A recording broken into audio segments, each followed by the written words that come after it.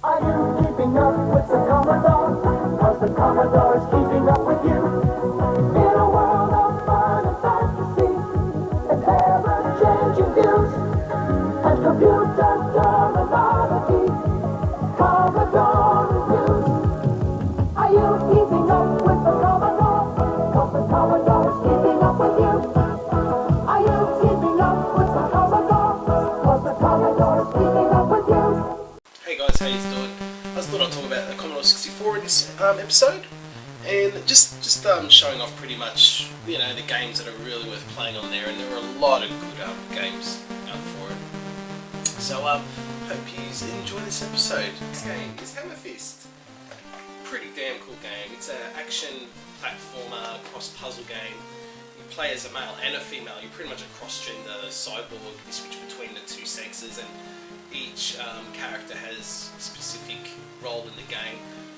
The male character is more of a weapon-based person, which is the Hammer Fist, so he breaks through walls and so on. The female character is acrobatic and can get to higher platforms that the male can't. So yeah, you fight like big giant plants and so on. But it is pretty cool. I mean, look at the box art again. Yeah, it's pretty damn cool, you know. I really enjoy clicking for the Commodore 64. So yeah, Hammer Fist, guys. This next game is a game that I spent many hours on, and I can pretty much finish this on probably losing one life, and it's awesome. It's Turrican 2, The Final Fight.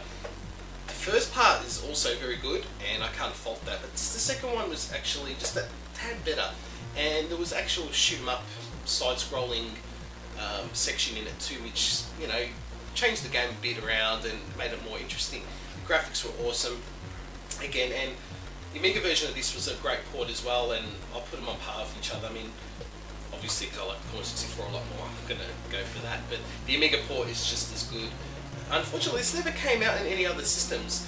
The first part did come out on the Mega Drive, as far as I know, and Amiga and so on, all the older PCs. But yeah, if you can grab it, I mean, you've got Mega Turrican as well on the Mega Drive, and you've got Super Turrican, I think it is, yeah, on the Super Nintendo, which are different games, but the same principle, same developers. But again, yeah, Turrican 2, guys. If you know, I really recommend you grab this game on an emulator and just play it, and you'll see how good it actually is. Now, this game is probably one of my high-time favourites on the Commodore 64, and that's Myth on this. There you go. Again, great cover art. I was lucky enough to get this for a really good price. This game fetches over $100 now on eBay. It's really hard to find, especially on disc. So if you do see it, grab it. Especially if there was a limited edition cartridge version of this, and there was very limited quantities of that, and that goes for big dollars. I wish I could have that, but again, you know, I can't afford everything, so I had to stick with the disc version, which is still, look, I'm not planning on selling this anyway, so it's more sentimental value more than anything.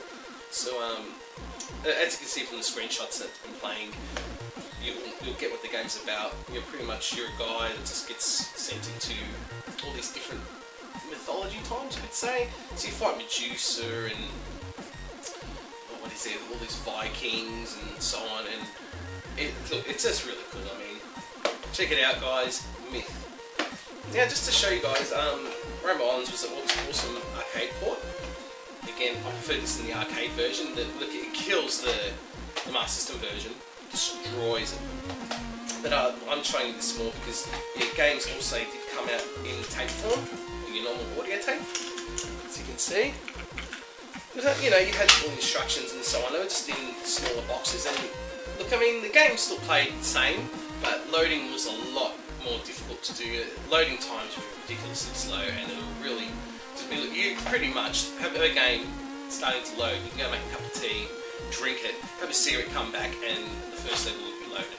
So, I mean, look, I'm never really a fan of the cassette games, but I mean, look, I grabbed them now for collective purposes. So, I mean, look, if there's no other version you can get to play, and tape is your only option, you might as well just grab it. I mean, there's no point waiting on a disc version, which you're going to probably pay 4 times the amount anyway. So look, overall, look, I hope I've explained this a little bit. Look, this is just more me explaining to you guys one of my favourite games on the system. So, I mean, there's heaps out there, heaps of grass on there. lot of games that were released by Ocean, a lot of arcade ports, and you know, you got RoboCop and all. You got your generic titles that were on every other system. But the Commodore 64 really does hold a place to my heart, really close, and I don't know if I could ever let that go. I mean, I still, like I said, I still collect for it. I've got I just bought a flash card for this thing, so I might do a video on that later, and that allows me to chuck all my disc images on there and just play them off there with loading a lot faster and so on. So anyway guys, I hope you enjoyed the video, and please subscribe, and check out the Retro Domination site, and see you guys soon.